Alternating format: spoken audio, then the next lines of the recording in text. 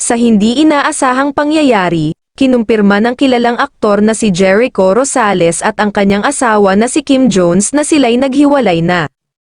Ito'y opisyal na ibinalita ng ABS-CBN News noong Lunes, January 29, 2024, na nagtatapos sa mga haka-haka na naglipanan ng ilang buwan tungkol sa kanilang estado ng kasal.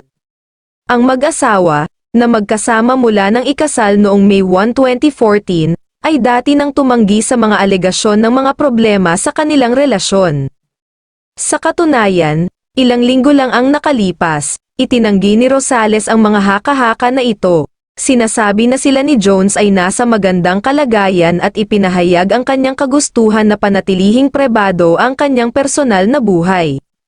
Gayunpaman, isang malapit na kaibigan ng mag-asawa ang kumpirmadong sila'y naghiwalay na mula pa noong 2019.